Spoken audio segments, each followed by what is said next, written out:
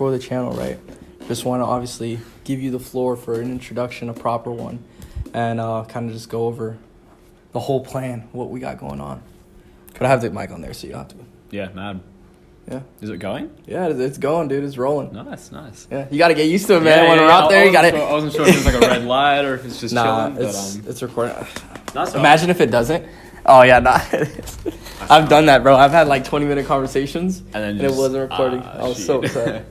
Yeah, absolutely. Well, quick introduction for myself then. My name is Oliver Cullen. I am 22 years old. Kind of crazy to say that, to be fair. 22, that's come around real quick. But I'm from Melbourne, Australia originally, and moved to the UK in about sort of August last year, so 2023. And I've been in the sales space pretty much since I left high school, to be fair. The moment I left high school, about 3 weeks after, I had a job at Mercedes-Benz, so I sort of started there as an apprentice, doing part sales, moved up a little bit, doing a couple of different jobs. And basically, the whole reason I even found this space, got into it, COVID hit that part of Australia, like not the amount of people that got it, but in general, like the lockdowns and everything, so hard. And we were locked in our house for like 6 months. And so I was like, wow, I don't want to be stuck like this. Hard. That shit was crazy. I didn't want to be stuck there anymore. I'm like, this is crazy. Like, so I was like, I don't want to be stuck like this anymore, man. I want to go do some stuff, live a little bit, and be able to move around and not be locked at this particular spot. And you know, there was the whole thing about just, I didn't want to be trapped in a particular spot. There was curfews and stuff. I want to leave here. So I looked at what options I've got. I figured out, okay, what skills have I got? Why do I want to do this? I really just had a hard conversation with myself. As like, okay, so where do I actually see myself going? Because the thing is, I loved sales and I loved cars, but I didn't want to be restricted based on what I was doing. So I decided, you know, I'm gonna see about this online sales business. And originally I actually got into it via social media marketing. So I had an SMA from probably January till October of 2023. We got a couple of clients, we did a little bit of work, but for the most part it was just struggle street and we made basically no money. Yeah. So I decided, you know, I think this would probably be a beneficial thing to really look into the core of the product, which is that I was selling. And so I went, you know what, I can do sales, I can do customer interaction and really just deal with people quite well. Why don't I just go in all in on that skill? And so I did. Yeah. I decided to, you know, get into the whole online sales space. I found Affinity Sales Training, which is how I met Mr. Mendoza. We went ahead, just really grinded that out. I did all the trainings. I was always attending every call. I got my first offer via sort of one of their job posts they had. And the rest is history, I guess. Now it's where we're at today, fully online, closing, doing big deals and living life as we do. So, Yeah, I mean, it's definitely interesting, though, because it's like the fact that they're going to see the entire progression throughout June, throughout Spain. And that's what's so important with this right now is the fact that we're recording prior to even that. Just to see, because you, from your own perspective, I mean, you took that big leap and you literally went over to the UK, right? Obviously, you had people here, but still you had to take that jump. And then you had to find your footing again. You had to find your balance. And then it's crazy when you start looking for things that how they naturally start coming. Yeah, exactly. Right? And so that's exactly the sales thing, right? So I mean, I'll be real. I don't think I was really ready to move now I look back at it. I mean, at the time I had a bit of money, but I didn't even take into account exchange rates. So I think, you know, at the time I'm like, oh, I've got plenty of money.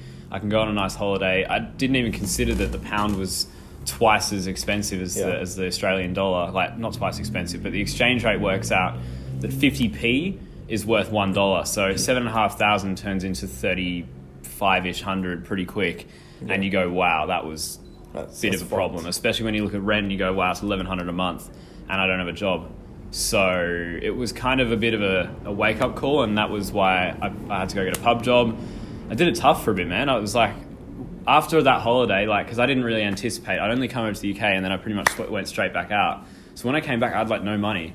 It got down to probably £30 in my account. I was looking at it, I'm like, wow, that is scary low.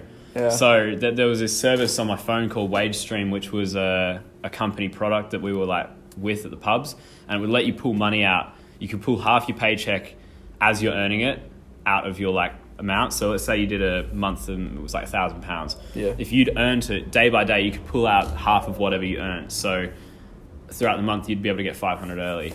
And so that was literally what kept me alive, man. And then I just did a good couple of months of sort of 60, 70, 80-hour weeks doing the pub. And I was able to sort of finally start taking those hours back, going ahead and getting back some time, transition into sort of sales. I managed to go ahead. I proved myself as an SDR closer. I got the management position on that role, started getting a little bit nicer paychecks. And that's crazy. It was able to be something that I could move into a closing role because I'd proven myself and shown that I was capable. And that was really what allowed me to do it.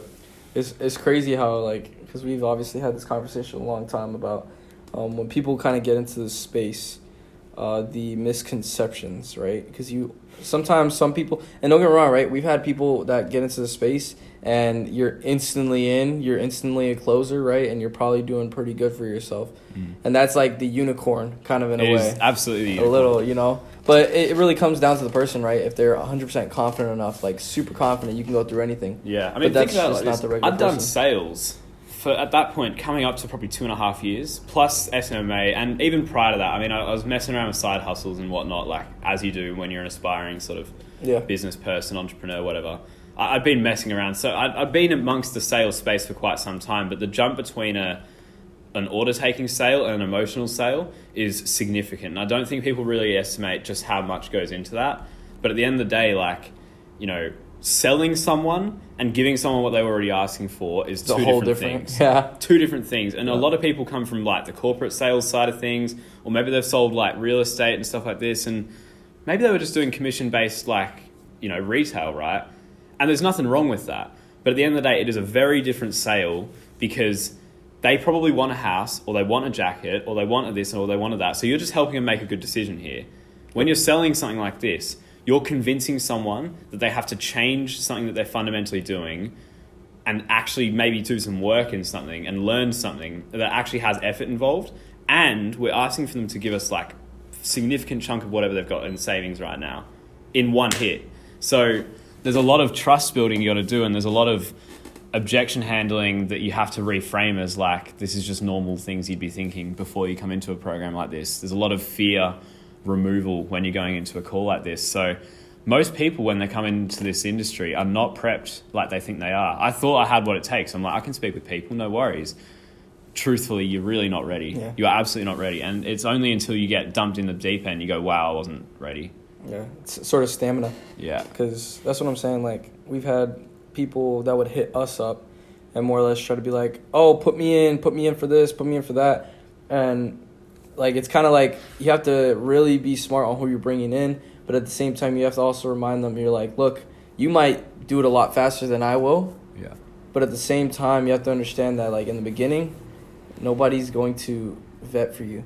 Nobody's going to be like, oh, we're going to give you this spot right away, because really it's like you have to go look for it. You have to go look for your offer. You have to go look for everything.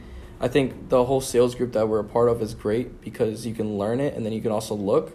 But a lot of people come into it, right, and they think that just off the bat that they're like, or, oh, in a few weeks I'm going to be able to make X, Y, Z, or, oh, in a few weeks I'm going to be able to be a closer. And I'm like, dog, it's a good mindset to have, but, like, it's not realistic. if you're not even working on it, you know. Yeah, I've got a bit of a unique way at looking at goals and everything like that. Like, I'd say compared to a lot of people that are in this space that think they're going to have the magic 10 grand a month in 3 months, I probably don't look at it like that, which people can argue is maybe a bad mindset. But truthfully, I've found a lot of satisfaction in hitting the small goals and just making those small private wins.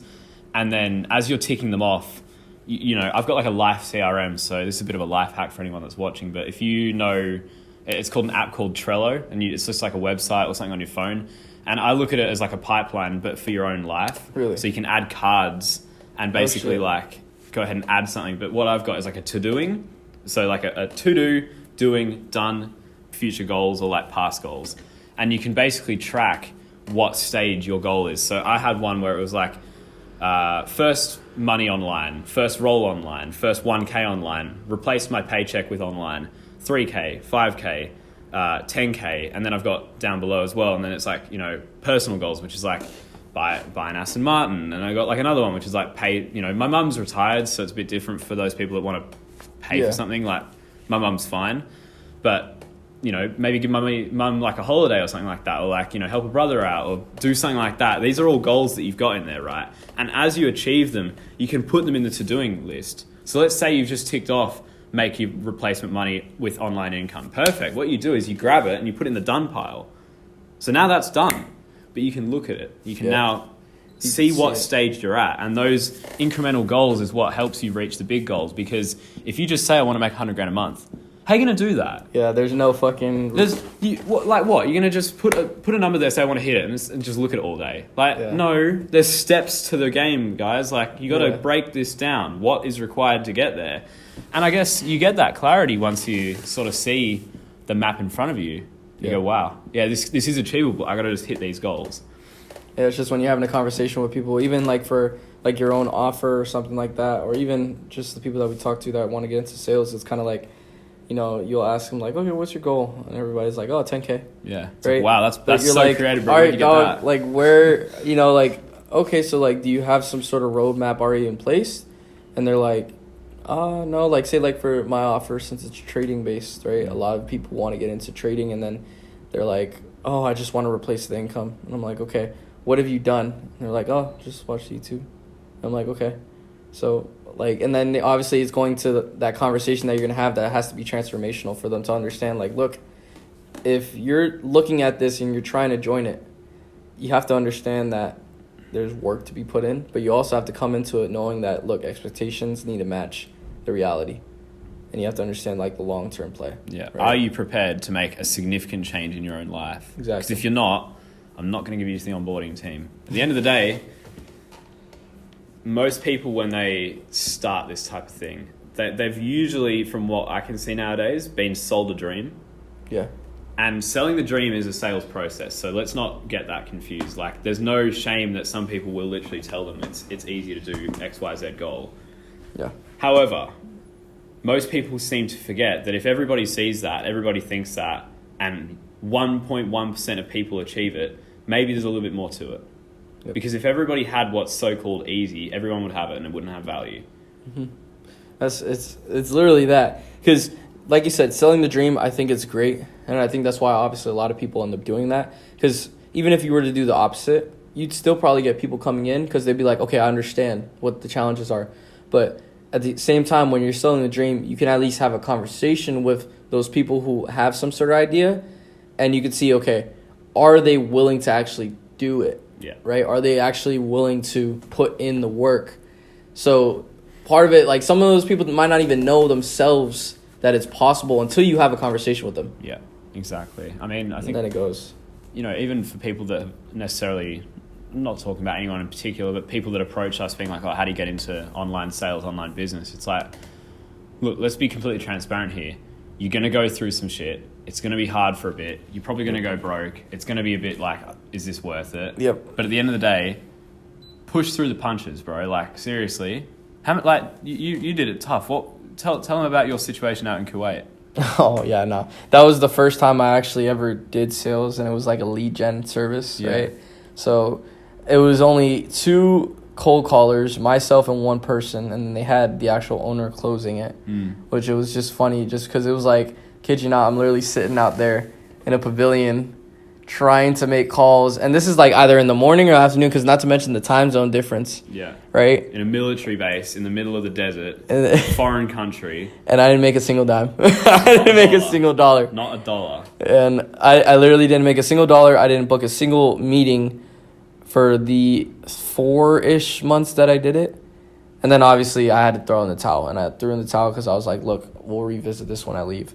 And that was part of it, right? I got hit with the reality of, like, look, this shit ain't... I was that type of person. Yeah. I got hit with the reality. I was like, look, this shit ain't, like... It ain't what it seems. It ain't, yeah, exactly. So, yeah. But, yeah, that's a little quick one. Yeah. You're going to see more of these conversations, and we're going to be out in a beautiful balcony overlooking whatever the case they may be in Alicante. Yeah. It's going to be gorgeous, and we're going to have great conversations just like this, awesome. Right? So, yeah. Aside from that, I hope you guys have a good rest of the day. This is really going to close off probably the vlog that we just made, or it might be a separate video, but we'll close it off from here. I'm going to say the saying. If you want to say anything after that, by all means, but from the top of the world, boundaries still don't exist, to the bottom of the depths where life still lives. Do you dare dream? As a matter of fact, do you dare to take the next step? See y'all later.